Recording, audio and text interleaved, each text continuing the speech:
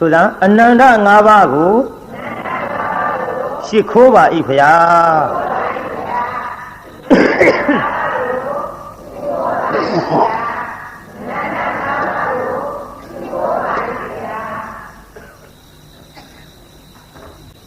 အနန္တ၅ပါးကိုရှိခိုးပြီးတဲ့နောက်ဘုန်းကြီးကြေညာထားတာနောက်ပိုင်းဟောမဲ့ဇာလန်းကသူများမကောင်းကြံကိုယ်ဘေးဒဏ်ထိဒီတရားကိုဟောမယ်လို့ကြေညာထားပါသူများကိုဖြစ်စေခြင်းတာကမကောင်းအောင်ဒုက္ခဖြစ်အောင်သေချေပျက်စီးအောင်ဆင်းရဲအောင်မွဲအောင်အဲ့ဒါလို့ဖြစ်စေခြင်းနဲ့ဗျာပါဒတရားတွေသူများမိမိကြံတယ်လို့မဖြစ်ဘဲနဲ့ဒီဘေးဒဏ်တွေကိုပြန်ပြီးတော့ထိတတ်ပါတယ်အဲ့ဒီအကြောင်းလေးကျုပ်ဟောခြင်းလို့တခြားမဟုတ်ပါဘူးပြိဿကျွတ်တို့ဘုရားကိုယ်တော်မြတ်ကြီးလက်ထက်တော်ကကောသလခေါ်တဲ့တိုင်းမှာအင်ဂျီ1000ရှိတဲ့ရွာကြီးအဲ့ဒီရွာကြီးမှာနောက်ဘဝကကိုပြုတ်ခဲ့တဲ့မကောင်းသောအကြံမကောင်းသောကံကြောင့်ကိုပြန်ဘေးဒဏ်ထိတဲ့တငယ်တယောက်ကိုကျုပ်အကြောင်းပြုဟောမယ်နောက်ဘဝကသူဘာတွေလုပ်ခဲ့ပါလိမ့်သူလုပ်ခဲ့တဲ့အလုပ်ကမိမိရဲ့ကြောင်းတိုက်အတွင်းသို့အာဂန္လုအရှင်များကြွရောက်လာတဲ့အချိန်တက္ကများကဆွမ်းစားပင့်ကြောင်းရှိတန်ခါအကုန်ပါဗျာလို့တန်ခါကုန်ဆွမ်းစားပင့်တန်ခါကုန်ဆွမ်းစားပင့်တော့အဲ့ဒီကြောင်းတိုင်ဘုန်းကြီးကအဲ့ဒီတန်ခါတွေသူဆွမ်းမစားတဲ့ဖြင့်အဲ့ဒီတန်ဃာတွေဆွမ်းကပ်မှာဆွမ်းလှူမှာကိုပင်လျင်သူ့အနေနဲ့ကမနာလိုဝန်တိုအိတ်တာမစ္စရိယတွေများစွာဖြစ်လာအဲ့ဒီလိုအိတ်တာမစ္စရိယတွေဖြစ်လာတော့ခက်တာပဲဒီတကားများနဲ့ငါအမြဲတမ်းနေတဲ့ကြောင်းတိုင်ဘုန်းကြီးငါအပင့်သွားပြီးတာအခုတော့ကြည်စမ်းတန်ဃာဓုအလေကောင်မှာကြောင်းရှိတန်ခါကုန်ပါဗျာလို့ဆွမ်းစားပင့်မဖြစ်ဘူးမပင့်မဲထားရင်လည်းဝီနီးတော်နဲ့ငါမှအဆင်မပြေဘူးအလေမနဲ့ကြရင်တော့ခေါင်းလောင်းကြီးတော့ရှိသားပဲခေါင်းလောင်းထိုးပြီးပင့်ရမှာပေါ့ဒီခေါင်းလောင်းကြီးထိုးနေကြဒုံနဲ့ထိုးရင်လည်းပဲဒီကိုယ်တော်တွေနိုးမှာမနိုးအောင်ထိုးမနှောအောင်ထိုးမယ်ဆိုပြီးတော့တရားနာပြိဿကြီးမနဲ့အိယာကထားဒီပြည့်တန်ဃာတွေမထခင်ခေါင်းလုံးကိုကျွတ်တို့ဘာနဲ့ထိုးလို့ဆိုတော့တမန်းမြက်ကလေးနဲ့သွားထိုးပြိဿကြီးခေါင်းလုံးတမန်းမြက်နဲ့ထိုးလို့ညီပါသူများရဲ့လက်လာပါသူများဆွမ်းစားရမယ့်ကိစ္စဒါကိုပင်လျင်သူ့စိတ်ထဲမနာလိုဝန်တိုးပြီးတော့တမန်းမြက်ဖြားလေးနဲ့ခေါင်းလောင်းထိုးပြီးတော့အရာထဲဆွမ်းစားကြွတဘာတဲ့ကြွသွားရှင်ဗျာတဲ့ကြောက်ရှိတဲ့အာဂန္ဓုတန်ဃာတော်တွေရောတပိတော်တို့ဆွမ်းစားတန်ဃာကုံပင့်ထားတာပါဘယ်နဲ့ကြောင့်တဘာတဲ့ကြွလာတော့ဗျာဩတကားတို့မလာခြင်းလို့အိပ်ပုတ်တဲ့ကိုတော်တွေပဲမျောမနေနဲ့ကတကကြွလာတဲ့ကိုတော်ကကြွလာတာလဲသူတပါးတဲ့တော့ခွက်ချကိုပြိတ္တကြွလာတဲ့ကိုတော်သားကအရှင်မဟာနှိုးဘူးလားဗျအမလေးနှိုးလိုက်တာခေါင်းလောင်းတအားထိုးတာတောင်မနှိုးဘူးမှန်လားပါဗျာခေါင်းလုံးထိုးရသားနဲ့မနှိုးဘူးဆိုရင်တော့ဒီတန်ဃာတော်ကြီးရဲ့ရှေ့မှောက်မှာတပည့်တော်ဆွမ်းစားပင့်လျှောက်ခဲ့တာပါဗျာခေါင်းလောင်းထိုးလို့မှမနှိုးဘူးဆိုရင်တော့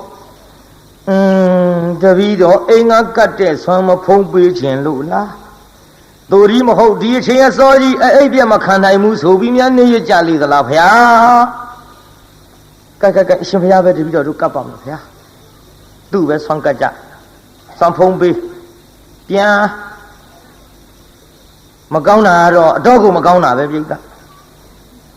ကြီးအဲ့ဒီဘုံကြီးကောင်းသလားမကောင်းဘူးလားအဲ့ဒီဘုံကြီးမျိုးကိုခင်ဗျားတို့ကြည်ညိုသလားမကြည်ညိုဘူးလားကျွတ်တို့ကြတော့ရောဒါပေမဲ့ညအိတ်ထောင်နဲ့အပြည့်ထည့်ခဲ့ကြလားဒါမှန်အောင်ပါကိုကြည်ညိုတဲ့ဘုံကြီး ကြီးညိုစရာကောင်းရင်ကြီးညိုရမယ်ကြီးညိုစရာမကောင်းရင်ကြီးညိုတဲ့နေရာမှာတရားတရားပြတ်တတ်ပါမှန်လားပြိတ္တကြီးလူတွေအကြည်ညိုမဲ့အောင်အဲ့ဒီကဲ့သို့မိမိကြောင့်ရှိတန်ဃာတွေအဝတ်ကြည်တန်းကြည်ခေါင်းလုံးမထိုးဘူးလို့မဆိုရယုံတော့ခဲတရားနာပိဋကသမမ်းမြက်ဖြားလေးနဲ့ထိုးပြီးတော့သူတော်ဟာတဲ့လိုက်စားခဲ့တဲ့သူများရဲ့လက်လာဘကိုပိတ်ပင်ခဲ့တဲ့သူများမကောင်းကြံခဲ့တဲ့ကိုတော်သည်အဲ့ဒီဘဝကစုတည်၍ဟာကျွတ်တို့ဂေါရမဘုရားလက်ထက်ကိုတလတိုင်းမှာအင်ကြီး1000ရှိတဲ့တန်ဃာရွာကိုသူလူလာဖြစ်တယ်ဒါအင်ကြီးဘယ်လောက်ရှိဘာရွာကြီးတို့တန်ဃာရွာကြီးဘာရွာကြီးတို့ဟဲ့အဲ့ဒီတန်ဃာရွာမှာမိန်းမတယောက်ဝမ်းသူတန်နေခတော့လေအဲ့ဒီအင်ကြီး1000ရှိတဲ့တန်ဃာတွေလုပ်ငန်းကင်ငန်းမှာအကုန်လုံး900ကောင်မှမရတော့ဘူးတဲ့ပြိတ္တကြီးကြည်တရားနာပြိတ္တမိမိမလှူလို့မိမိတွေမွဲတယ်မထင်နဲ့တော့ဘေးအဆွေအပွားတွေပါအဲ့ဒါလို့ဝန်တူနှမျောတဲ့ပုဂ္ဂိုလ်နဲ့ပတ်သက်ပြီးထိခိုက်လာတယ်အင်ကြီး1000ရှိတဲ့တန်ဃာတွေ900ကောင်မှမရတော့ဟာဘယ်လိုဖြေကုန်တာလဲဟာငါတို့အင်ကြီး1000ရှိတဲ့ရွာကြီးလိုက်စုံစမ်းလိုက်ကြတော့မင်းရရတကောင်မရဘူးကွာမင်းရောတကောင်မရဘူးကွာဟာမင်းရောတကောင်မရဘူးကွာတရောအလုံးတရားနာပြိတ္တနှက်ဆက်အောင်တူနဲ့တူတယောက်နဲ့တယောက်ရှောက်မေးလိုက်တော့အင်းကြီး1000ရှိတဲ့ရွာကြီး900ကောင်မှမရဟေးအကြောင်းထူးတယ်ကွာအကြောင်းထူးတယ်ကွာတို့ရွာကြီးတွေမှာယုံမာတဲ့လူရှိ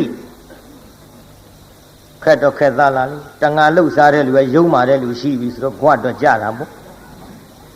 ဟဲ့လူယုံမာရွေးမကွာသူများတက်တတ်တဲ့လူတွေလူယုံမာရွေးတော့မယ်တဲ့ပြိဿရဲ့လူယုံမာရွေးတယ်ဆိုလဲရွေးပြီမှာပဲပြိဿပြစ္ဆုတ်ပံကံကို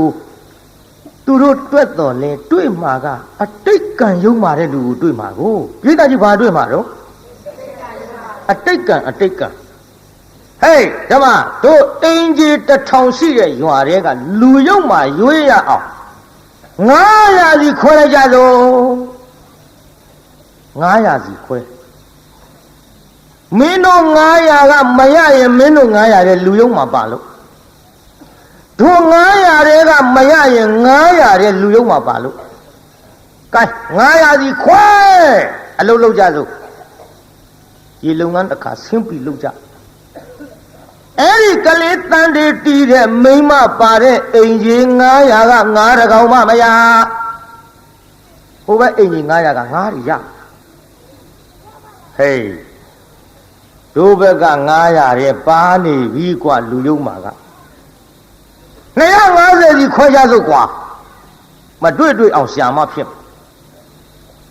250ကြီးခွဲပြီးအလုံးလုံးလိုက်ကြတော့သူတန်တေတီတဲ့မိန်းမပါတဲ့250ကတကောင်မှမရဟိုဘက်250ကရလားဟေး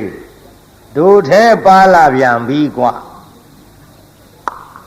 ငါလဲကွာမကောင်းတာမလုပ်ပါဘူးကွာငါသတ်တဲ့လူကငါလဲမကောင်းတာမလုပ်ပါဘူးကွာဟေးတို့250တဲ့လူယုံမှာရှာကြအောင်စို့တရားအစိတ်စီခွဲကွာတရားအစိတ်စီခွဲတာအဲ့ဒီကလေးတန်တေတီတဲ့မိန်းမတရားအစိတ်ထင်းကတကောင်မှမရဟိုဘက်ကရဟာဟေးတို့ထဲပါလာပြီကွာတွေ့တော့မှာပဲကွာတရားအစိတ်ကိုခွဲကြအောင်စို့ကွာဒီတရားအစိတ်ဘယ်လောက်စီခွဲမှာတော့85စီဟာကြည့်လဲခွဲဟာငါလည်းမခွဲတတ်လို့ပြင်းသားကြီးမဲအောင်မတရားအစိတ်ကစုံလမ်းမှာဝါတရားမှာကိုးကောင်းနဲ့တော့တွေ့ပြီရှင်လေတို့ငယ်ငယ်တုန်းကသေလူအောင်ဟေးဝါတရားမှာကိုးကောင်းဘယ်လို့မှသေမရဘူးမရမဲ့တူတူတော့တယောက်ကတော့အလဲကောင်ကြံရမှာနဲ့တူတယ် ကဲတရားအစိတ်စီခွဲလိုက်တရားအစိတ်ကနေပြီးတော့တရားနာပိဋကခွဲလိုက်လေကောင်တယောက်ကလည်းကြမ်းမှာအလေကောင်နှစ်ယောက်ကြံတော့တရားနာပိဋကရေကဲတရားနဲ့24ထားပါတော့124ကိုဟိုဘက်ဒီဘက်ခွဲလိုက်ရင်ဘယ်လောက်စီရ62ယောက်စီ62ယောက်စီရတော့အလဲကောင်ကဟာကြီးရတော့ကြမ်းမှာပဲကဲတယောက်ကြံနေတယောက်ကြံမှာကိုတရားနာပိဋကသူတို့ဘယ်ပုံစံနဲ့ခွဲတယ်လဲလို့ဆိုတော့ဟေးလာဒီလိုလို့ငါတို့လူကအစိတ်ဖြစ်နေတော့တရားအစိတ်ဆိုတော့မစုံဘူးကွာမဖြစ်ပထမဆုံးတယောက်အလဲကောင်းနေကွာဟိုဘက်ဒီဘက်ခွဲဟိုဘက်ဒီဘက်ခွဲဆိုတော့တရားနာပိဋကခုနှစ်ကသူ့တန်နေတည်တဲ့မိန်းမကအလဲကောင်းကိုသူကိုယ်ရုပ်ကာယလာကြသူ့အလဲကောင်းထားပြီးဟိုဘက်ဒီဘက်ခွဲလိုက်တော့ဟိုဘက်က60နဲ့2ယောက်ကလည်းရလာတယ်ပိဋက9တွေဒီဘက်62ယောက်ကလည်းရလာတယ်ပိဋက9တွေဟေးတွေးပြီကွာတွေးပြီတို့အင်ကြီးတစ်ထောင်ရှိတဲ့ရွာတွေ9တဲ့ကောင်မှမရတော့မိမယုတ်ဒီရောဒီတော့တရားနာပိဋကကြီးကျုပ်ပေါ်ကြီးလေအပြစ်မတင်ကြပါနဲ့နေဦးနင့်လင်သားခေါ်နင့်လင်သားခေါ်လိုက်လို့ရှိရင်ဘယ်သူဘက်ကတယောက်လို့မှာဟိုဘက်ကတယောက်ပို့မှာကဲဒီလိုလုပ်ကြစို့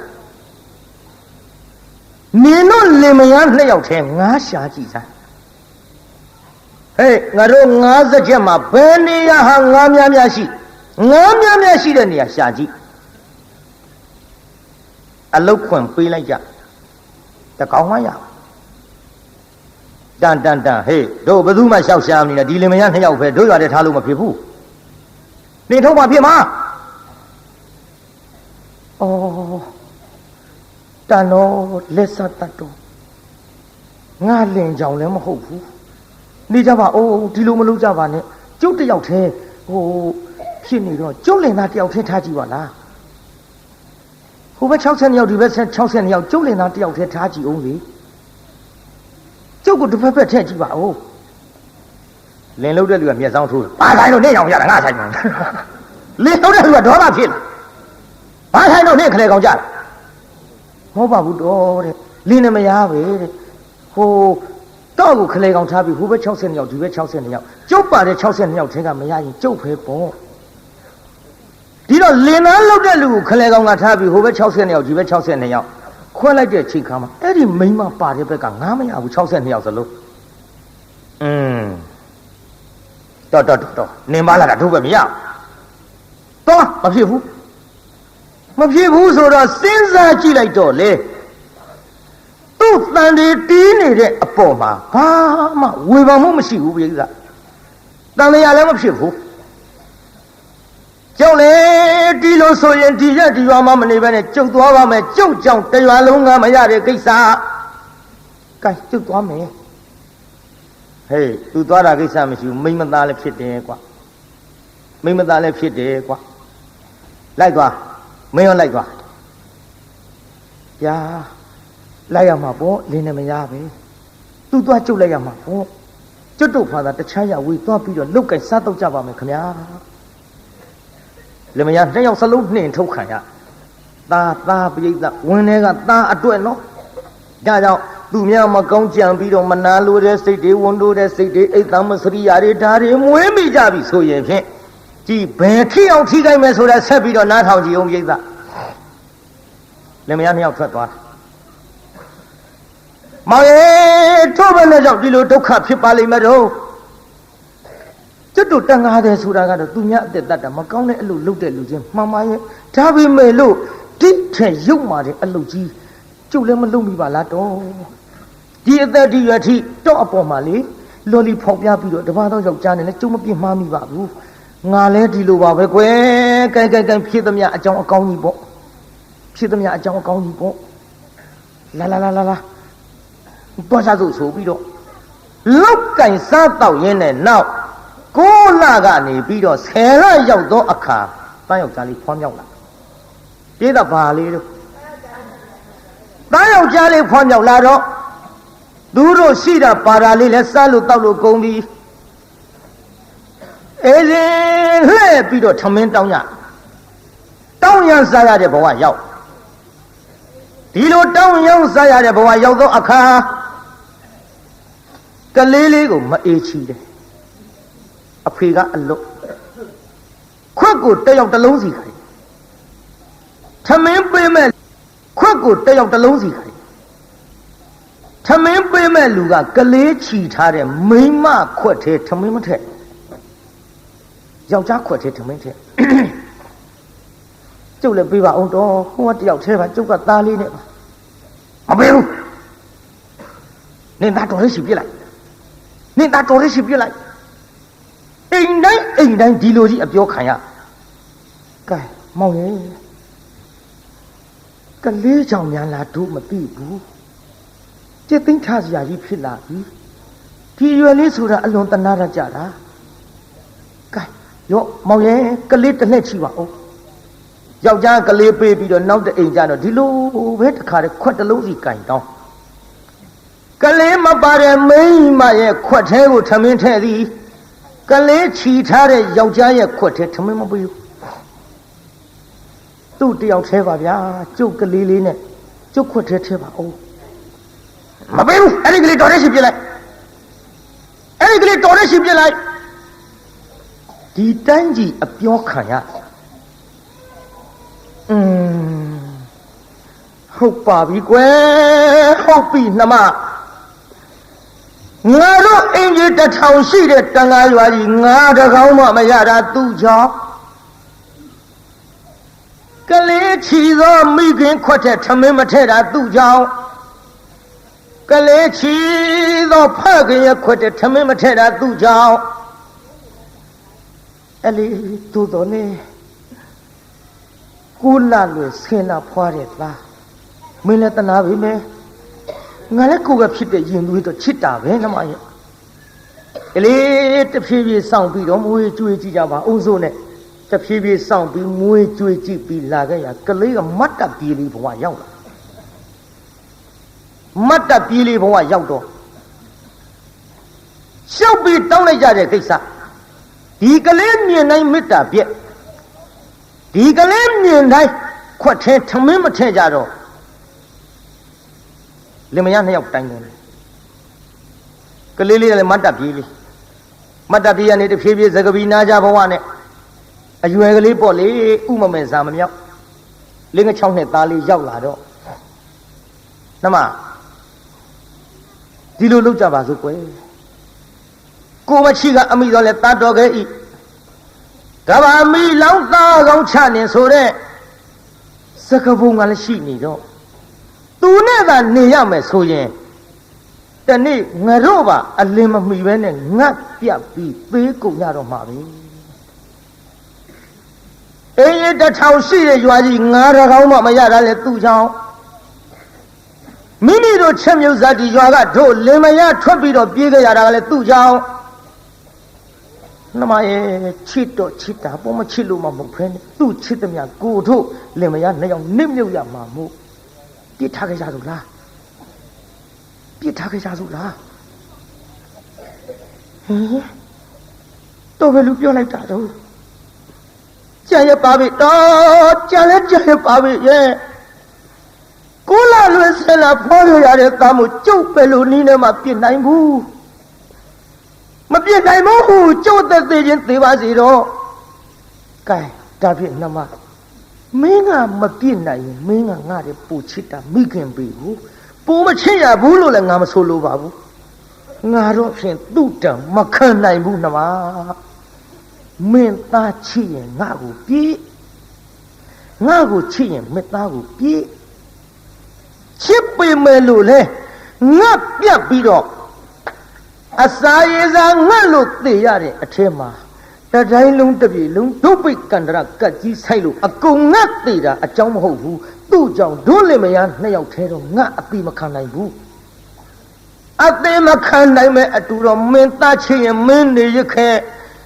ငါတော့မနေဘူးသွားမယ်ပြောကြနေပါအောင်တော့ကဲကျုပ်သားလည်းကျုပ်ချစ်တယ်တော့ကိုလည်းချစ်တယ်ဒါပေမဲ့လို့လေဒီတိုင်းကြီးပြစ်ပြီးလို့လည်းမတော်ပါဘူးသူမသိအောင်လှည့်ပတ်ပြီးတနည်းနည်းနဲ့ထားခဲ့တာပေါ့ကောင်းဘူးလားအေးကောင်းတယ်ခမဒါပြင်ဒီလိုလို့သူပြောတာနဲ့သူကြားကုန်လားမသိဘူးကြားကုန်မလားမသိဘူးဆိုဟိုကနားထောင်နေတာကြားတာပေါ့မကြားပဲနေပါကလေးကဒါပေမဲ့လို့မိဘများငါပြစ်သွားလိမ့်မယ်လို့သူစိတ်ထဲတဆန်းကြီးမြတ်မရှိသာသမီမိဘအားကိုးတာဟိမိဘအားကိုးတာဟိပြစ်သွားလိမ့်မယ်လို့သူစိတ်ထဲမယုံကြည်ဘူးပြောတာတော့ကြားတယ်သူပြောတယ်ရွယ်လို့လဲသူတိတိကျကျဝေခွဲလို့မရဘူးပြစ်သွားကြစို့လို့ပြောတာပဲသူသိအဲ့ဒီလိုသိတဲ့စကလုံးလေးကိုပဲသူကြားရတဲ့အခိုက်ဘာမှနားမလဲရှာတဲ့ကလေးဆိုတော့လူလေးဗျာလာပါသူတောင်းစားရတဲ့ဘဝငါသားသိတယ်နော်ဟုတ်ကဲ့ငါသားဒီရွယ်ကလေးရောက်လာပြီဟိုငါသားခွက်ကလေးနဲ့ထမင်းတောင်းမှုသလားတောင်းပါဘူးတဲ့မေမေတို့တောင်းကြွေးတာကျွန်တော်စားခဲ့ပါပြီဖေဖေတို့တောင်းကြွေးတာပဲကျွန်တော်စားခဲ့ပါတယ်ခင်ဗျဒါကြောင့်သားရဲ့အခုတော့လေဟိုမရလားဟိုပါဟိုအိမ်ကြီးမြင်ပါတယ်ခင်ဗျအဲ့ဒီအိမ်ကြီးကလေဟိုကလေးလေးတွေဆိုတိတ်တနာတာဒါသားရဲ့ထမင်းပေးမယ်လို့လည်းပြောတယ်ရော့ငါသားဒီခွက်ကလေးယူသွားခင်ဗျာဟုတ်ကဲ့စားလဲစားလာပြီကျုပ်လည်းဘာမှမစားရသေးဘူးသူပေးမယ်လို့ပြောသလားပြောတယ်ငါသားရဲ့အဲ့ဒီငါထမင်းပေးမယ်တဲ့ကလေးဆိုရင်လည်းတနာတတ်တယ်ရော့ငါသားဒီခွက်ကလေးနဲ့သွားဆိုပြီးခွက်ကလေးပေးလိုက်ကလေးကခွက်ကလေးနဲ့အဲ့ဒီအိမ်သွားထမင်းတောင်းကလေးအဲ့ဒီအိမ်သွားလို့ဘာမှမကြသေးဘူးမျက်ခြေအပြတ်လောက်မှလင်မယားတယောက်နဲ့တယောက်ကင်ပြီးလစ်ကြလာသွားဟမ်နေပါဦးတော့ဟိုအိမ်ကမပေးလိုက်လို့ရှိရင်ကျုပ်သားလေးဘာစားမလို့သူကနေသူရှိတယ်နေမလေးသွားလို့လာလို့ပြေးကြလို့ကြိုင်တော့ငါတိကျသေးကုန်လိမ့်မယ်မှတ်ထားဟဲ့ငါညီများနှမများမှတ်ထားဟဲ့လိမ္မာတဲ့သားသမီးကိုမပြည့်ရကြတော့လေမိုက်တဲ့သားသမီးတချို့သတင်းစာတဲ့အမွေပြကြီးညာကြတာတွေတွေ့မှုတယ်မဟုတ်လားကြီးအခုအမွေပြတင်မကဘူးလူပါဖြတ်ပြီးတချို့အမွေပြကြီးညာပြီမဲ့လို့ဒီလူကိုမျက်ခြေအပြတ်မခံရင်သားသမီးကောင်းတဲ့ဝင်ခွေရသေးတယ်ဟိုမှာကလေးဥမမယ်လေးကိုလူပါဖြတ်ပြီးပြေးကြပြီတရားနာပြိတ္တာပြစ်ထားခဲ့တော့ကလေးကခွက်ကလေးနဲ့အိမ်ထဲဝင်သွားဟဲ့ကောင်လေးဘယ်ကောင်လေးတို့ဗျာထမင်းပေးမယ်ပြောလို့မဲကြံကြီးစီရတော့ဖေနဲ့မေရပြောလို့ဘယ်လိုနဲ့ဖေနဲ့မေနောက်လှည့်ကြည့်ဟောဖေတို့ဟောဗျာကျုပ်ပြေးသွားကြပြီဟင်နေပါဦးနင်းအဖေနဲ့အမေကရှိလို့လားရှိပါတယ်ကျုပ်ဖေနဲ့အမေခုနကဟိုနားလေးမှာဗျဟိုနားလေးဆိုရှိမှာပေါ့ဟဲ့ကျုပ်ကိုပြောလိုက်တယ်အဲ့ဒီအိမ်ငါတဲ့ကလေးဆိုသိတ်တနာတတ်တာပဲတဲ့တော့ကလေးနေလည်းတနာတာမဟုတ်ဘူး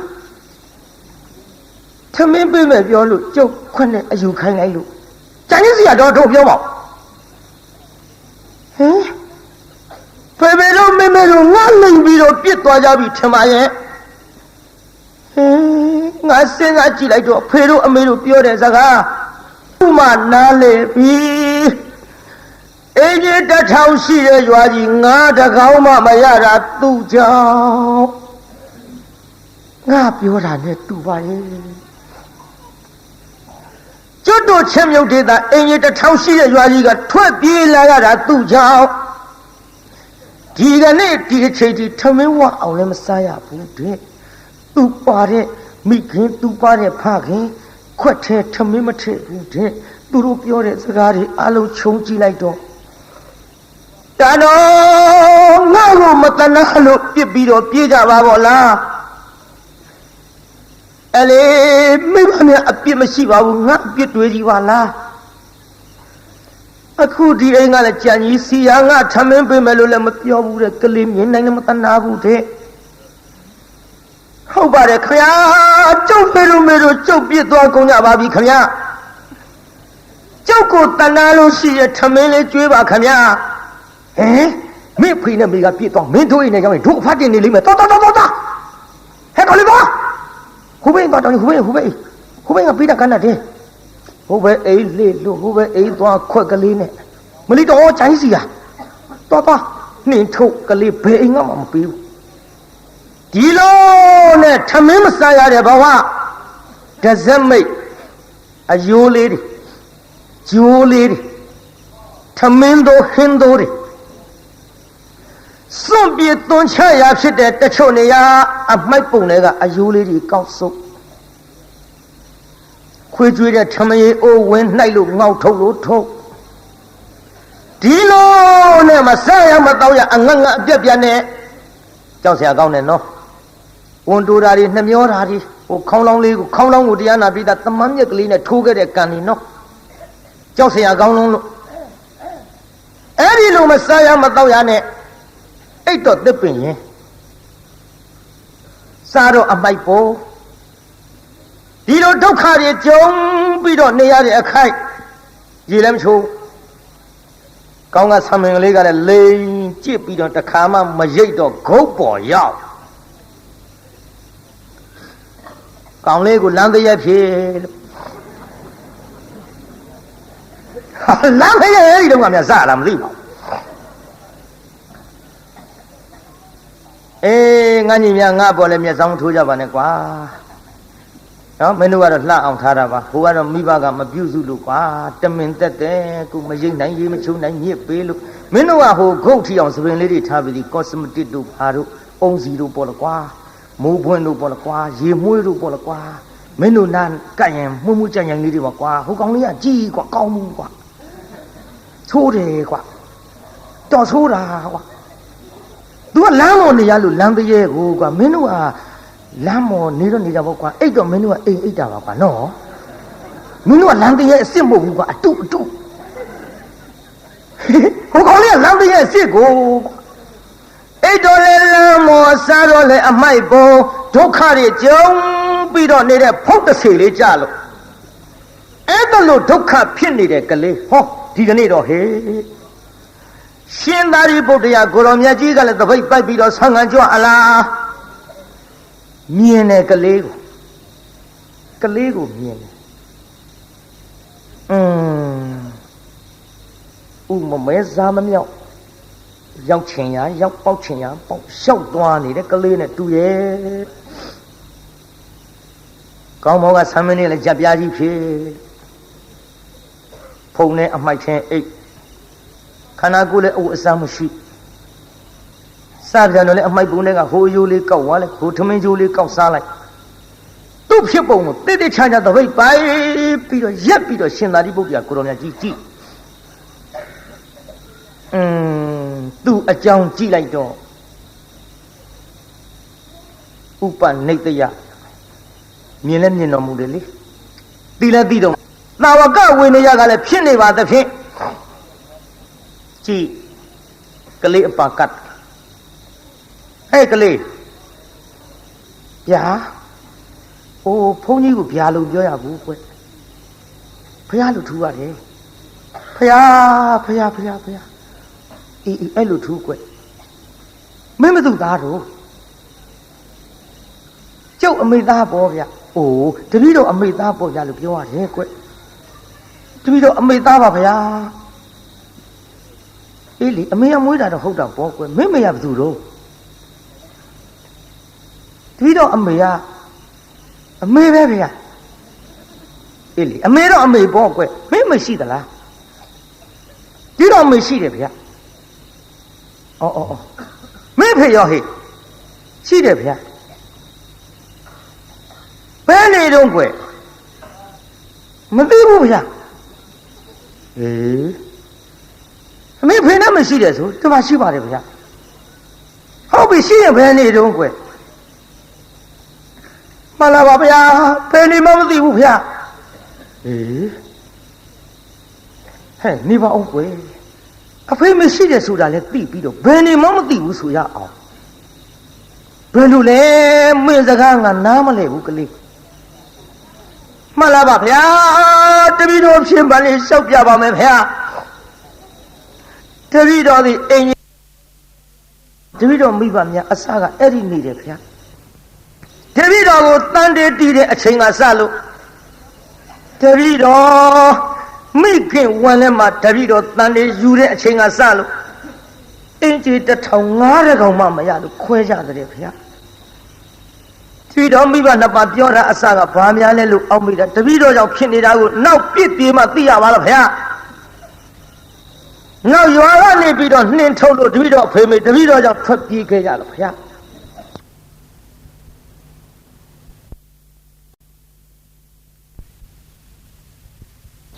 ဒီတော်မိဘများကတိုင်ပင်ကြတဲ့စကားကိုမချိကအမိတော်လဲတတ်တော်ခဲ့ဤကဘာမီလောင်းသားကောင်ကိုချနေပြစ်ပြေးကြသောလို့အဖေကပြောတော့အမေကငိုတော့ဗျာအေးမင်းသားချစ်ရင်မင်းနေရေးငါ့ကိုပြစ်ငါ့ကိုချစ်ရင်မင်းသားကိုပြစ်လိုက်ခဲအဲ့ဒါလို့ပြောတဲ့အတန်လေးလည်းတပည့်တော်ကြားမိတယ်ဗျာနောက်တော့တပည့်တော်ခွက်ကလေးပေးလို့လူလေးဟိုအိမ်ကထမင်းပေးလိုက်မယ်ကလေးဆိုရင်တနာရတဲ့ဆိုပြီးတော့ခွက်ကလေးနဲ့လွှတ်တပည့်တော်ထမင်းသွားပြီးတော့တောင်းတဲ့အခိုက်အတန်းအရှင်မယားတပည့်တော်ကိုမိဘနှစ်ပါးစွန့်ပြီးတော့ပြစ်ပြီးတော့ပြေးကုန်ကြပြီဗျာမိဘနှစ်ပါးအပြစ်လည်းမရှိပါဘူး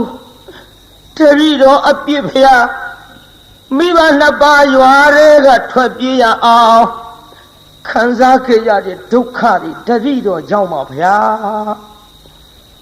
တို့ဖြစ်ပါ၍အရှင်မယားတပည့်တော်အရာထဲလျှောက်ပြီးတော့ခွန်းနဲ့တောင်းလာလဲဘယ်သူမှကြွေးမဲ့လို့မရှိဘူးဗျာအမင်းပါစားနေလို့တပည့်တော်ဟိုအမိုက်ပုံထဲကအယိုးလေးတွေကောက်သွားတော့ဗျာခွေးကြွေးထားတဲ့စခွက်ထဲတပည့်တော်တစ်ခါနှိုက်စားရတော့ဗျာတခါတစ်စက်မိတ်တို့ထားတဲ့ထမင်းတို့တွေကိုတပည့်တော်စားရတော့ဗျာရှင်သာရိပုတ္တရာကိုရောမြတ်ကြီးဩတဏှာစရာပါပဲလားကွယ်အေးဒါဖြင့်မင်းကိုရင်ဝင့်မလားကွယ်ဖယားတပည့်တော်လို့လမ်းတဲ့ရဲ့ဘယ်သူကကိုရင်ဝင့်ပေးမှာတော့ဗျာ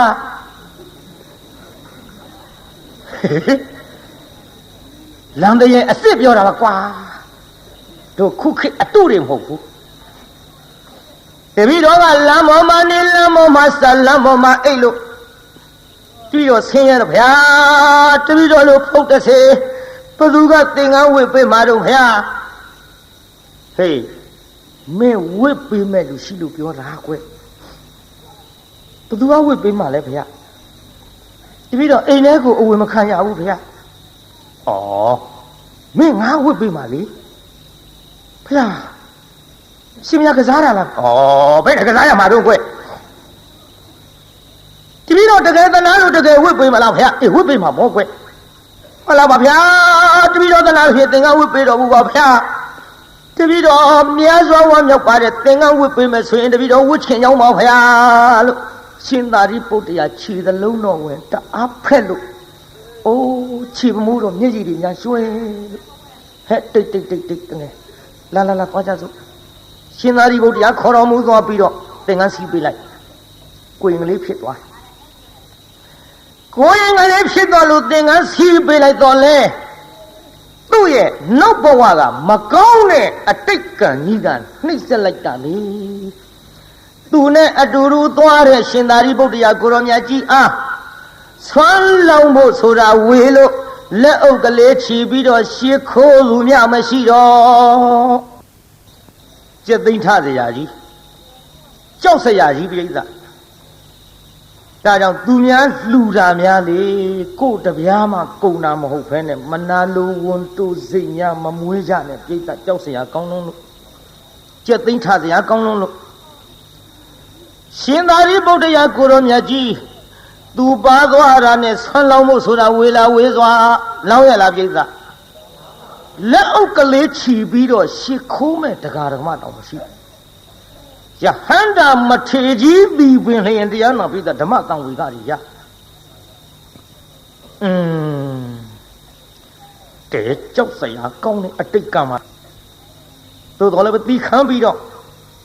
ရလာသမျှဝအောင်ကျွေးတခြားစီထားကျွေးမွေးပြီးတော့အသက်ကလေးများစိတ်လာသောခါဥပတမရကံဆောင်ရယဟန်ပေါင်းတို့ရောက်အောင်သွတ်သွင်းပေးလိုက်ယဟန်ပေါင်းရောက်အောင်သွတ်သွင်းပေးပြီးတော့ဟောနောက်ဘဝကျွတ်တို့အာဂန္ဓုကိုတော်တွေမနာလုံးဝန်းတိုးတဲ့စိတ်နဲ့လတ်လာပါကြီးဖြည့်ဆည်းခဲ့တော်လေမိမိကြောင်းမှာမိမိယုံနံဓမ္မသင်္ခါရတရားတွေဤအဖြစ်အပျက်ကိုခရဝရတင်ပြီးတော့အာထုတ်ခဲ့တဲ့ကျွတ်တို့ဥပနိဒယလေးကဒီမာလာအကြောင်းဆက်လိုက်တော့ဟောနောက်လေအာသောကုန်ခန်းလို့ယဟန္တာတော့ဖြစ်ပါရဲ့ဆုံးဝအောင်မဖုံးပေးရရေးတာကြီးဆုံးဝအောင်ဖုံးပေးရရဲ့လားဆုံးတထမဝအောင်မစားရဒီလိုတထမဝအောင်မစားရဘဲနဲ့နေလာခဲ့ရဒီကနေ့ရှင်သာရိပုတ္တရာကိုရောမြတ်ကြီးကပြစ္ဆောခဏနဲ့ညံတော်နဲ့ဆင်ញင်းပြီးကြည့်လိုက်တော့ဩလောဘကတိတ်တာလောဘကတိတ်တာသင်ပြီးဒီကနေ့ပရိနိဗ္ဗာန်စံတော့မှာပါတကားယဟန်ဘဝရောက်လာသည့်အထိတထာမှသူဆောင်းဝအောင်မစားရဘူးဒီကနေ့ငါ့ကိုဆွမ်းစားပင့်ထားတဲ့တကားတူရှိနေသည်သူခေါ်သွားပြန်ရင်လေသူခေါ်သွားပြန်လူလဲကြိုက်မှကြိုက်ပါမလားယဟန္တာကြီးတွေတောင်ကျက်သိမ်းထားအလေမျိုးပေါက်ထားပြစ်ခဲ့တာကောင်းပါရဲ့ပြီးတော့မှတခါတယောက်ဆွမ်းအပုခိုင်းရတော့မှပဲငါရှင်လောတကတိတ်ကဆွမ်းစားတော့ပင့်ထားတယ်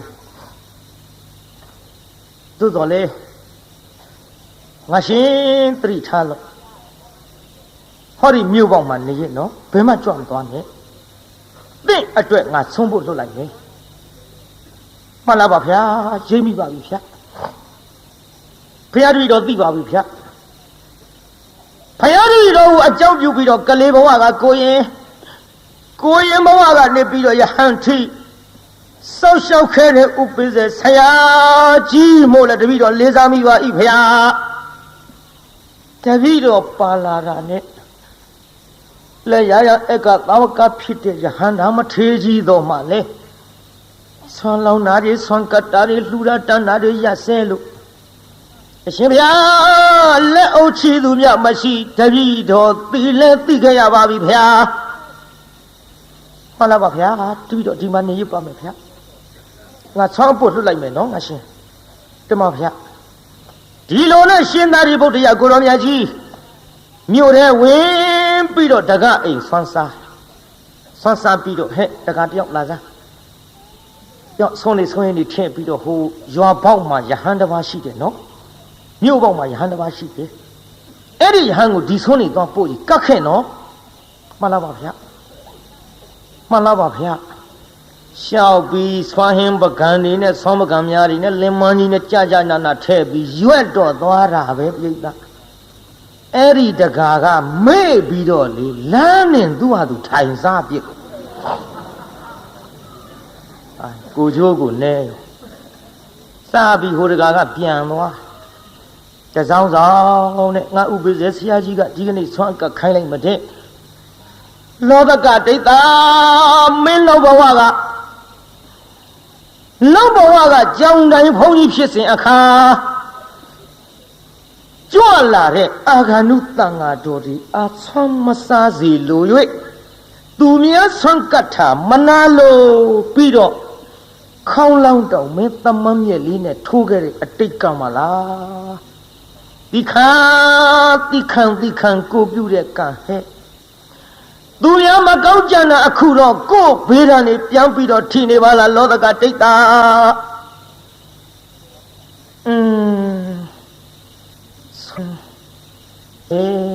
ဥပိ္ပဇဆရာကြီးကငါတနာလို့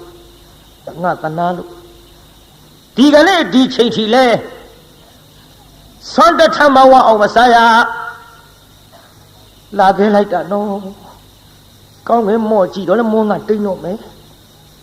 နေကခေါင်းမော့တဲ့နေပြီဒီနေ့လည်းပဲလို့နီးနေမှာဆွမ်းတထဝအောင်စားရမယ်မဟုတ်ပါဘူးမျော်ရင်နဲ့ပေါ်မလာဘူးနောက်ရှင်သာရိပုတ္တရာကိုရောင်မြတ်ကြီးပြန်ကြွငါရှင်သင်ဆွမ်းဖုံးပေးပြီးပြီမဟုတ်လားတပည့်တော်ဘသူကကတ်လို့လဲခင်ဗျာဟေးဟဲ့ကရှင်တခါတယောက်ဟိုဆွင်းနေရောပြင်ပြီးအဲ့ဒီလွတ်လိုက်တာပဲလင်မကြီးနဲ့စားတဲ့လင်မကြီးပါဘူးကျွတ်တို့ခုခဲနဲ့မှန်တော့ဒီလိုပို့လေသလားလို့ပေါ့ဗျာမလာပါဘူးခင်ဗျာနောက်ဘဝကပြုခဲ့တဲ့ကိုယ်ကံကိုများညံနဲ့ပြန်ပြီးဆင်းခြင်းမိရလားငါရှင်သိပါပြီဗျာဆင်းခြင်းမိပါပြီဗျာအလေသို့တော်လဲငါရှင်မနဲ့ဆွမ်းမဖုံးပေးရတော့လဲညနေစွမ်းငါခံပြီးတော့ကျွေးမယ်ညနေစွမ်းခံကျွေးမယ်တဲ့ယုပြိတ္တဘာစွမ်းလို့ညနေစွမ်းဆိုလို့ခမည်းတော်စားတဲ့ထမင်းတွေကိုဆွမ်းခံကျွေးမှာမဟုတ်ညနေစွမ်းဆိုတာစတုမတူတို့ထညက်တို့တကာတို့ကြံရည်တို့ဘီလာရည်တို့ပေါ့ဗျာခုခေတ်လို့ဆိုရင်ဘုရုံးကတော့ဒီအရည်တွေကတ်ကြသလားရှိသလားလည်းမသိပါဘူးညနေစွမ်းတပိတ်ကြီးနဲ့လှက်ပတ်ပြီးဆွမ်းခံလို့စတုမတူတွေတပိတ်အပြည့်ရရှင်သာရိပုတ္တရာကြီးအားရဟန်ကြပြီခုချင်းဒီဆွမ်းနေစီမှမစားရသေးဘူးကဲငါရှင်ရောဖုံးပေးဆိုလက်ကလေးနဲ့နှိုက်မဲ့အလုပ်ပြန်ရုပ်တယ်ဘာဖြစ်လို့တော့ငါရှင်မှန်လားပါဗျာတပည့်တော်လက်နဲ့လှည့်လိုက်လို့ရှိရင်စတုပတုပျောက်ကုန်လိမ့်မယ်ဗျာမပျောက်ပါဘူးလေကင်ငါရှင်ငါလက်နဲ့ကင်ထားမယ်နော်ဖုံးပေးအားရအောင်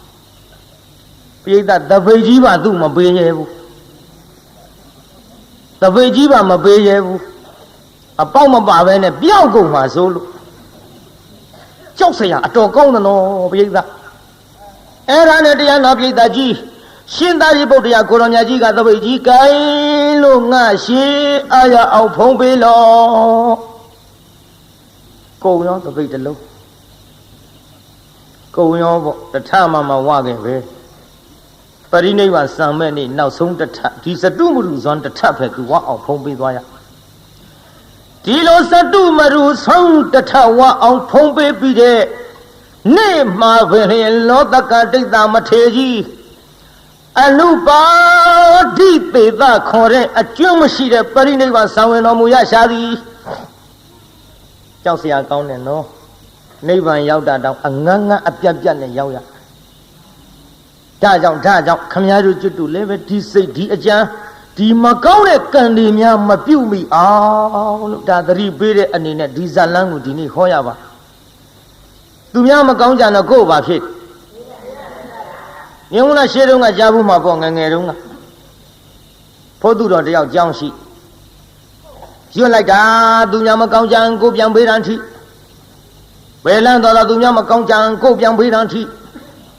မုန်းတယ်မတယောက်ကဖိုးသူတော်အတော်အမြင်ကတ်တော့တွေးကြသေးတာပေါ့ဒီသူတော်ဘာလဲမဟုတ်ပဲနဲ့ကမ္မထမ်းမဟုတ်ဘာမဟုတ်ရွတ်လိုက်တာသူများမကောင်းကြံကိုပြန်ပေးတန်းထိဘာမှလည်းမသိဘူးကဲဒင်းတော့ထိစီရောဟဆိုပြီးတော့မုန်းရှက်ကြီးတစ်ချက်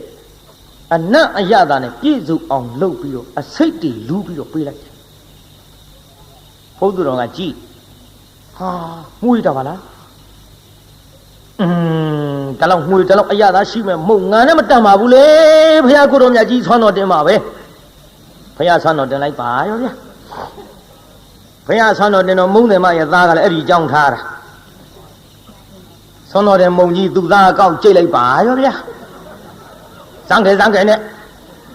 ဘုသူတော်ကကြည်ဟာကလေးမင်းမလို့ဖြစ်တာတော့အဲ့တော့မင်းမေလူတဲ့မော ဟောမင်းဟာတယ်မင်းစားပြီမင်းဒီလိုဖြစ်ကုန်ပြီမင်းမေလူတဲ့မုံတော့မဟုတ်ဘူးဖိုးသူတော်ဟဲ့ကျောင်းသားပြောက်လာသားကျောင်းသားပြောက်လာသားတော်သူ့မိတော့ခေါ်ကြည့်သားကျောင်းသားတယောက်မုံဆွန်းတော်ရင်ကောက်စားတာဆွန်းတော်ရင်ဆိုလို့ဆွန်းတော်ရင်စားတဲ့လူတွေနည်းနည်းသတိထားကြလားဟောသတိပေးတာပါဆွန်းတော်ရင်သတိထားစားနော်ဒီခုဆွန်းတော်ရင်မုံကောက်စားလိုက်တာတရားနာပြီးတဲ့ဇန်ခဲနဲ့ကလေးသေရောဆိုကြပါစို့ကျောင်းသားတယောက်ဆွန်းတော်ရင်မုံကောက်စားလို့အစိပ်ပါပြီးသေပတဲ့လို့လဲဆိုရောဟိုမိမငရမ်းပြလူဖြစ်လာဟုတ်တော့ပေချင်းစိုးကြီးမစားပဲနဲ့ဘယ်ကလေးတွေကောက်စားကုန်ပါလိမ့်ပေချင်းစိုးကြီးတဲ့ဖိုးသူတော်ကိုစိတ်ဆိုးတော့ဆဲတော့တာကြည်စား तू မစားပဲနဲ့ဟိုလေ तू ကမစားပဲဆွန်းတော့တင်တာကျောင်းသားကြီးကောက်စားတဲ့ဟိုလေဘသူသားလေးများဖြစ်ပါလိမ့်ဘသူသားလေးများဖြစ်ပါလိမ့်နဲ့ तू ကပြေးအလားပြေးလဲလာရောတရားနာပြေးတာသွားခေါ်တဲ့ကျောင်းသားလေးနဲ့တွေ့ပြုတ်ဒီမှာဟိုခမရသားလေးဆွန်းတော့တဲ့မုံကြီးကောက်စားလို့ပြေးပြီးဗျဟင်မလေးကိုကျော်နေပါဘောလားကိုကျော်တအားပြေးလာပြီးတော့ဟမလေးဖို့သူတော်ကမ္မထံငါကိုရောင်ပြန်ကွယ်လေပြီအခုမှကမ္မထံဖြစ်သွားတယ်စောတော့ကမ္မထံဘုတ်ပါမဟုတ်တဲ့သူ့သားလေးသွားကြည့်ပြီးတော့အမလေးဖို့သူတော်ကမ္မထံငါကိုရောင်ပြန်ကွယ်လေပြီအဲ့ဒီကဲ့သို့អော်ပြီးတော့ဟောသူများမကုန်းကြံလိုက်တဲ့မိမဖို့သူတော်ရွတ်တဲ့ကမ္မထံတိုင်းကိုပြန်ဘေးတန်ထိလို့သူ့သားပဲသေရပါတယ်ပြိဿဒါကြောင့်ကျွတ်တို့တရားနာရပြိဿကြီးလည်းမကောင်းတဲ့အလုပ်တွေဒီကနေ့ကစပြီးတော့ဒူနာတေဝေးကရှောင်နိုင်ကြပါစေဘယ်ကရှောင်ရမှာဘာနာတေးတော့ဟိဒူနာတေးတော့ကြားဘူးမှာမကြားဘူးလားဟိုတော့ကလေဟိုတော့ကဖိုးသူတော်တစ်ပါးရှိတဲ့ကျောင်းမှာဖိုးသူတော်သူများကအဲ့ဒီတရားကိုဖုံးကြီးလို့ဟောတယ်ဟောပေါင်းများကျွတ်တို့ကတော့ဖိုးသူတော်ပဲလွှဲချကျွတ်တို့ကဖုံးကြီးကိုအဲ့ဒီဖိုးသူတော်ကတရားနာပြေးတာအရက်ထဲလင်းရှိမရတယောက်အိမ်သွားလဲတာလဲရောပရိသတ်လဲတော့တူပြောကြပါစို့လဲရောပရိသတ်ကဲအကုန်လဲကုန်တာဗောလင်းရှိမရနဲ့မှားရောလင်းရှိမရနဲ့မှားတော့တရားနာပြေးတာတယောက်နဲ့တယောက်အချိတ်ဆက်လှုပ်ထားဟိုကလည်းကလေးချော်သလိုလိုလူကလေးရတဲ့မောင်သက်ရှင်မရောက်ဖေးလဲတော့သွားတယ်ကွယ်အိပ်ပါတော့လားဟိုမိမကအင်းငါချင်းမရှိဘူးတဲ့လာချင်းလာတော့ဒီဒိဗ္ဗေပေါ့ဟာအချိတ်ဆက်လှုပ်ထားကျောင်းကဖိုးသူတော်ကလည်းတရားနာပြိတ္တကြီးဇင်းညာလျှောက်သလိုလိုနဲ့သမန္တာလာခဲ့မယ်လေစက္ကဝါလေးသူယခုမြန်စွာရောက်သွားပြီဟဲ့ဘယ်ရွတ်သလိုလိုနဲ့ဟိုကလင်းရှိတုံးတော့တရားနာပြိတ္တမသွားရဘူးပေါ့အော်ဒါကိုတချို့ကကြံဖန်ဖန်သချင်းရေးပြီး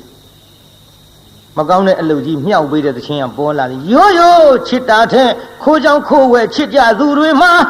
ဘာဆိုလားပဲအတော်ဆိုးတဲ့သချင်းတွေပေါ့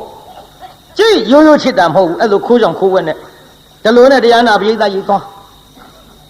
လူကလေးရဲ့မောင်သက်ရှင်မင်းဖေးလဲတော့သွားတယ်ကွယ်အိပ်ပါတော့လားလာကြလာတော့အချက်ပြီးဒီကလည်းသမန္တာလာခဲ့မယ်လေစက္ကဝါလေးသူယခုမြန်စွာတောက်လျှောက်ရောက်ဒီလိုနေလာတာတနေ့က၌ကြတော့တရားနာပရိသတ်ကြီးလင်လုံးတဲ့လူကညာကြီးမင်းကောင်ပြန်အလားဟုတ်တော့အိမ်ကလူပြန်လာပြီဒီမလာဖုတ်သူတော့ကတုံးဆွဲခေါ်သွားအဲ့လေးလက်ဆွဲခေါ်သွားကတုံးဆံမောင်းရှိကိုဘယ်လိုဆွဲမလို့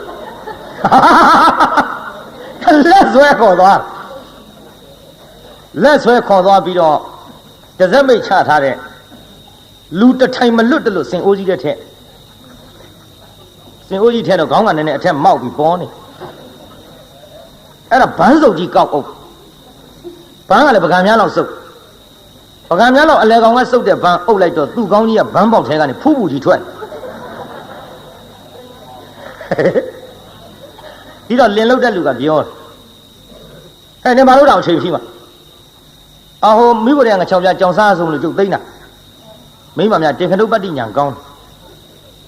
လိန်စားနိုင်တဲ့မိမလင့်အပေါ်အဲ့ဒါလူစော်ပဲလူပေါ်ပဲမှတ်ထားတချို့မိမလင်လိန်စားတယ်အဲမိဖို့ကြောင့်လည်းငါ6ပြကြောင်စားမှာကကိစ္စမရှိပါဘူးဒီစင်ဝမမရပါတော့ဟာဟိုတော့နဲ့တော့အဆန်းလို့လို့ဟိုကျွတ်တော့ကောက်ဆိုင်စီထောင်ထားတယ်မဟုတ်လားတော့ကောက်ဆိုင်မတွေထုထုခေါ်တယ်မောင်းသစ်ကြီးလေ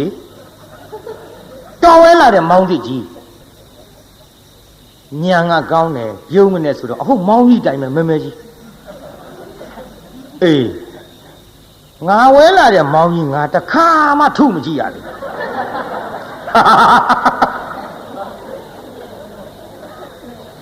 ဒီတော့မိမကပြောတယ်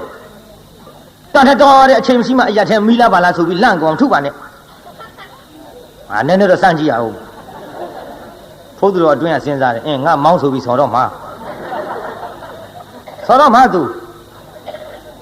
ငါကောင်းမောင်းဆိုပြီးတော့ဆော်တော့မယ်မောင်းလို့အော်ရင်မအော်ရင်ငါတို့ကိစ္စပေါ်တော့မယ်နောက်ဟိုကမောင်းထုတဲ့တင်းပုတ်ကြီးယူလာလေဟာထုလိုက်ဒူဟူဟူလင်လုတ်တဲ့လူကပြောတယ်ဟေးမောင်းတန်ကြီးကဘယ်နဲ့ဖြစ်လဲတော့နေစင်အိုးပေါ်မှောက်ထားတော့စင်အိုးတွေကထွက်လာတဲ့အတန်ဆိုတော့လှိုင်တန်ပေါ့တော့မိမကလည်းပြောတတ်နောက်တစ်ခါထုလိုက်ဒူဟူဟူဟေးပြောစီကြီးပါလားဟာတော့လေတစားလိုက်ချတာကနှင်းကြလို့ဣနေတာမောင်းတောင်နှင်းကြလို့ဣပြန်တယ်ဟောထုကောင်းလိုက်ထုနေတော့ကြထုလိုက်ဒူဟူဟူမဟုတ်ဘူးပြိဿနားလာတော့ဒူနာနာပြစ်လာအဲ့ဒီဒူနာနာအော်ပြီးတော့လင်လုတ်တဲ့လူကလည်းထုပြီးတော့တရားနာပြိဿပြန်အိတ်တော့ဒါရှေးတုန်းကပုံမြင်နော်ကျွတ်တို့ငယ်ငယ်ကဟိုအဖေကြီးများအမေကြီးများပြောတဲ့စကားမှတ်ထားတယ်ဖုံမဟုတ်တော့ကိုယ့်ဘာကိုချင်းချိန်ပေါ့မကောင်းတဲ့အလုပ်ဒူနာတေးဝေးဝေးရှောင်ဆိုတာသဘာဝလေးပေါ်လာအောင်အဲ့ဘန်းစုပ်ကလေးဖဲဖို့သူတော့အိတ်ကြပြီအိတ်ရောပေါ့ငါအားရအောင်နှက်သွားတာဘန်းစုပ်ကလေးဖဲစင်ဥဘောကကြော်တက်လမ်းကြားထဲရောက်တော့သူကတုံးလေးသူပုတ်လို့သူဖြစ်သူတွေးပြီးတခစ်ခစ်ကြီးဟမ်းမလေးဆော်လိုက်လေကွာနာလိုက်တဲ့ထိတ်ကြီးထူတာကိုပြိဿဆော်လိုက်လေကွာနာလိုက်တဲ့ထိတ်ပရိတ်သမန္တာကြောင့်လွတ်လာပါလေပရိတ်ကြောင့်လွတ်တာဟဲ့ဒီလိုနဲ့တရားနာပြိဿနင်းလာလိုက်တာနောက်ရကြဟိုကလင်မရှိတော့အတန်ပေးလာတဲ့ရှင်သေးတာကိုပြိဿရဲ့လူကလေးရဲ့မောက်သက်ရှင်မင်းဖေးလဲတော့သွားတယ်ကွယ်အိပ်ပါတော့လားအတန်ပေးလိုက်သွားတော့သွားခြင်းတယ်ဟိုကကဒုံးတရိယပုတ်ကြည့်လိုက်တော့ဘူကြီးကမပြောက်သေးဘူးဒီတော့မလာနိုင်တော့တဲ့အကြောင်းပေါ့လေကြောက်သွားပြီဆိုတဲ့အကြောင်းပြန်ပြီးတော့သူကပရိယွတ်တလူလူနဲ့သမန္တလာခြင်းမရဲ့လေမနေ့ညကဒူနာတေကိုခွဲပဲကြောက်လှကြီးရဲ့လေမသွားတော့ဘူးတဲ့ပြိဿနောက်ပြတ်သွားကြတဲ့ဒါကြောင့်ကျွတ်တို့တရားနာပြိဿကြီးလည်းမကောင်းတဲ့အလုပ်တွေဒူနာတေပြီးတော့ဒီကနေ့ကစဝေးဝေးကြီးရှောင်ကြပါစို့ကောင်းမလားပြိဿကြီးလောကဒိဋ္ဌမထေတရားနာပြိဿပရိနိဗ္ဗာန်စံသည်အထိမဝတဝနဲ့တထက်ထဲဝအောင်ဖုံးပေးသွားရသောကိစ္စသည်သူများမကောင်းကြံလို့ဗါတဲ့ပြိဿကိုဗေဒံထိလို့အမိပေးတဲ့ဇလန်းသည်ဒီကနေ့ညနာယီပြန်တစ်ချက်ထိုးကန်ဤအချိန်မှာနှိဋ္ဌိတမ်းပါတယ်ကိုင်းမေတ္တာပို့ရအောင်ဆိုကြနှစ်ဖြင့်စောစောလေးကြွကြပေါ့တကဘာလုံးမှမြတ်တာချမ်းသာကိုစိတ်မြဲပါစေအားလုံးကိုယနေ့ညကြွရောက်လာကြတဲ့တရားနာပိဋကကြီးချမ်းသာကြပါစေအားလုံးကိုယနေ့ညကြွရောက်လာကြတဲ့တရားနာပိဋကကြီးချမ်းသာကြပါစေကဲအိမ်ပြန်ပို့ကြပါစို့အတ္တခေဟေပြောသမျှဟောသမျှတွေကသဘောမကျပဲအပြစ်တွေ့ကြလည်းခြေရင်နေဖုံမုံစိတ်တွေပြစ်ပြအသီးသီးဆောင်မိမိတို့အင်္ဂါဌာနသို့နိဝတ္တန်တုသီခင်ရသာပြန်ကြပြီတော့နိဝတ္တန်တုမေတ္တာရေပခါဖြောင်းလိုက်မယ် ပြစ်ပရာတွေဝေးရသမျှစေရောခြေတရဆွေကလျှံပြီးကိုယ်စိတ်နှပြချမ်းသာစွာဖြင့်မှန်စွာမနေပြောင်းပါလေတော့ပြောင်းကြစေကုန်သတည်း